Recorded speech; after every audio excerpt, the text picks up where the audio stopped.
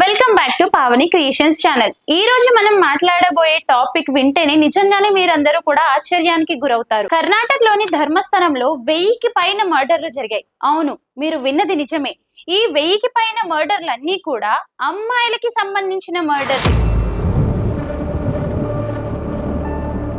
1000 మర్డర్లు ఎవరు చేశారు? ఈ మర్డర్ల వెనుక ఉంది ఎవరు? అసలు ఇప్పటి వరకు బయటికి రాకపోవడం బాధాకరమైన విషయం. సో ఈ 1000 మర్డర్లలో 90% మర్డర్లు అన్ని కూడా రేప్ మర్డర్లే. అమ్మాయిలను కిడ్నాప్ చేసి వాళ్ళను హింసించి యాసిడ్ పోసి వాళ్ళని ఆ ఫేస్ అంతా కాల్ చేసి ఎంతో కిరాతకంగా చంపే వాళ్ళని పాతి పెట్టేవాళ్ళు. ఇప్పటి వరకు కూడా ఈ 1000 మర్డర్లలో ఒక్కటి కూడా బయటికి రాకపోవడం అనేది బాధాకరం.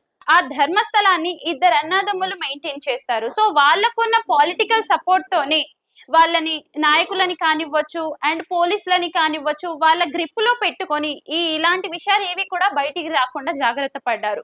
మరి ఇదంతా ఇప్పుడు బయటికి రావడానికి రీజన్ ఏంటంటే ఎవరైతే ఆ అమ్మాయిలను పాతి పెట్టారో ఆ వ్యక్తి పిఎస్ కు వచ్చి ప్రూఫ్లతో సహా అండ్ దట్టు వాళ్ళ ఫ్యామిలీకి ప్రొటెక్షన్ కలిగించాలని వేడుకుంటాడు. ఆ శవాలనన్నీ అతనే పాతి పెట్టాడు అని చెప్పేసి నిజాలన్నీ ఒప్పేసుకొని అక్కడ జరిగిన మర్డర్లకి సాక్షిగా ఆ అమ్మాయిల skirts and ID proofs bag లో తీసుకొచ్చి వాళ్ళకి సాక్ష్యాలుగా అందించాడు. 2003లో అనన్య అనే ఎంబీబీఎస్ విద్యార్థి ధర్మస్థలానికి వచ్చి కనుమరుగైపోయింది. వాళ్ళ అమ్మగారు వచ్చి కంప్లైంట్ చేసినా కూడా వాళ్ళు ఆ కంప్లైంట్ తీసుకోకుండా వాళ్ళ అమ్మగారిని బెదిరించి భయపెట్టి వెనక్కి వెళ్లేలా చేశారు.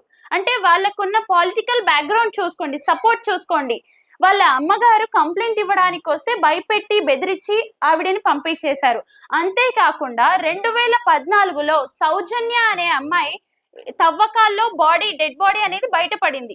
ఆ కేసు అప్పుడు మొదలైంది, కానీ ఇప్పటి వరకు కూడా అది కొనసాగుతూనే ఉంది. అంటే దానికి ఇప్పటి వరకు ఒక కంక్లూజన్ రాకపోవడానికి రీజన్ ఈ పొలిటికల్ ఇన్ఫ్లుయెన్సర్ సపోర్ట్ ఉండడం వల్ల, వాళ్ళ చేతిలో పోలీసులు నాయకులు అందరూ కూడా వాళ్ళ చేతిలో ఉండడం వల్ల ఇప్పటి వరకు ఎలాంటి కంక్లూజన్ అనేది రాలేదు. సో ప్రెసెంట్ అయితే ఇది కర్ణాటక మొత్తంలోనే చాలా పెద్ద క్రైమ్ అని చెప్పొచ్చు. ఈ ధర్మస్థల కేసుని విచారించకుండా అలాగే వదిలేస్తే మాత్రం గవర్నమెంట్ది కూడా తప్పే అవుతుంది.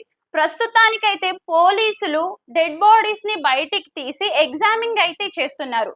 సో ఈ ఎగ్జామింగ్ అయిన తర్వాత ఇంకెన్ని బాడీస్ బయటికి వస్తాయి, ఆ మర్డర్స్ ఎలా జరిగాయి అనే కంక్లూజన్ కూడా వస్తుంది. సో ఇలాంటి అప్డేట్ కోసం మన ఛానల్ ని సబ్స్క్రైబ్ చేసుకోండి. ధర్మస్థలానికి సంబంధించిన నెక్స్ట్ అప్డేట్ కోసం వెయిట్ చేస్తూ ఉండండి.